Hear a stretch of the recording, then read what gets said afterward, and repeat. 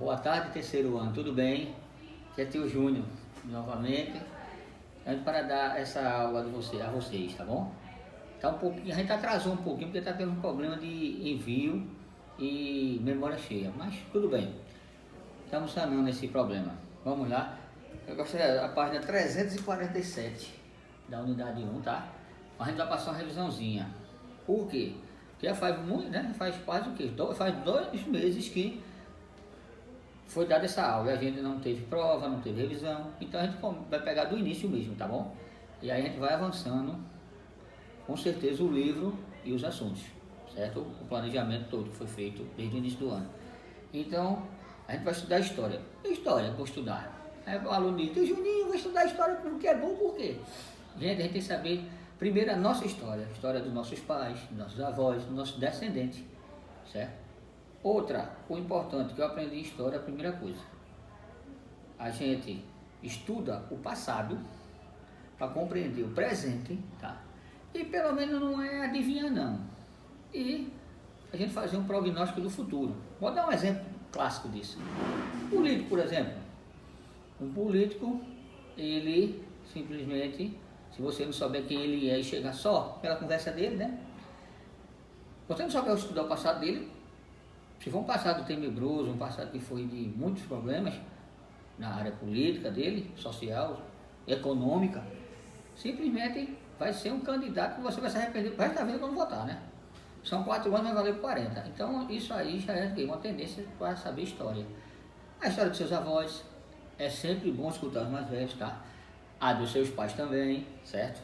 Como era o nobre, que eu vivo no nobre já faz mais de 40 anos, eu sei como era o nobre, tá? Muito antes de ter um clube municipal, entendeu?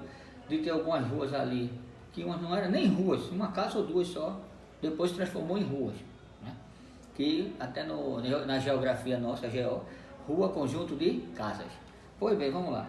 E por que tem 2 tipos de história? Essa tá certa? Tá. Por que ela está? Porque história com é um conto falso, gente. Por exemplo, uma lenda do nosso folclore, tá bom? Um Saci Pererê, a Cuca, e esse aqui, ó, história com H, é um conto que é uma narrativa, um conto verdadeiro, tá?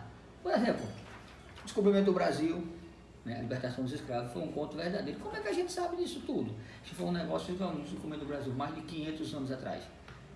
Simplesmente vestígios, ou através de fontes, vestígios são através de restos mesmo de tecidos, restos de sapatos, né? Restos de tipo de casas, tijolo, aí sabe mais ou menos a época, vai datar e bate justamente com o acontecimento histórico. E isso aí a gente chama de fontes históricas, tá? Fontes históricas é isso. Vamos fazer, título de exemplo, outra coisa. Quando a gente está a polícia mesmo, tem um crime, comete um crime, o que é que a polícia vai fazer? Vai investigar o crime, né? Então tem que ter o que? Pistas, tem que ter vestígios. Aí sim, ele monta o quebra-cabeça, que é assim, ó, monta o quebra-cabeça e vai elucidar o crime, né? Vai desvendar o crime. É um detetive que faz isso, certo? No caso nosso, o detetive nosso é um arqueólogo, certo? Ou na minha área aqui vai ser um professor de história, vou ser um ajudante dele. Isso acontece sempre. O arqueólogo é que é o chefe da expedição. Forma a expedição e vai lá, ó, encontrar vestígios, marcas mesmo, né, daquele fato, se houve aquele fato ali. Então isso é que se diz a história com H. Às vezes a turma diz, mas aconteceu mais alguma coisa ou não aconteceu. Gente, é muito complicado. Nessa época não tinha, lembre, computador, internet, celular, televisão, não tinha meio de comunicação algum, certo? Então fica muito complicado você saber uma coisa de 1000 anos atrás, descobre muita coisa de mais de 1000 anos atrás. Mas através de quê? Escavações e estudos daquela área, certo?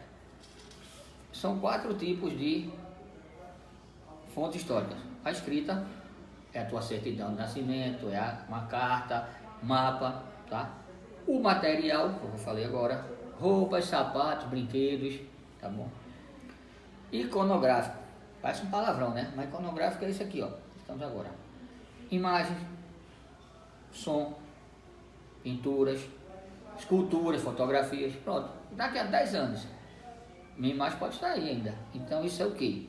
Um relato, uma prova iconográfica. E o tio Júnior foi professor de história e deu aula. Deu aula, tio Júnior está aqui, ó. Você lá no arquivozinho do computador e gerar a imagem e o som. Então isso é uma prova da história. Que há 10 anos atrás eu estava dando aula, né? E tem o oral, tá? Justamente passado de pai para filho. A história mesmo, né? História com E não. História com H. Tá legal. Certo, gente? Isso são fontes históricas para todos nós termos aquela veracidade do fato. Bom, eu não vou me expor muito, porque estava um pouco sem memória, né? No celular. Me desculpa ainda, a gente já tem cartão de memória, tudo, viu? Eu já tenho passado isso aqui, ó, página 349, certo? E já está feita e corrigida. Foi só uma revisãozinha, tá? Justamente para a gente entrar na próxima parte, que vai ser os primeiros habitantes do Brasil. Vamos falar dos indígenas, tá bom? E daí em diante, vou até propor um desafio para vocês, tá bom? Qual o desafio? Vocês vão citar 3 exemplos de fontes históricas. Qualquer um, oral, iconográfica, coloque 3. As 3 melhores alunos do terceiro, aí eu coloco na página do meu canal, aí vai ser no meu canal, tá bom? Tá bom, terceiro? Um beijo, um abraço e tchau.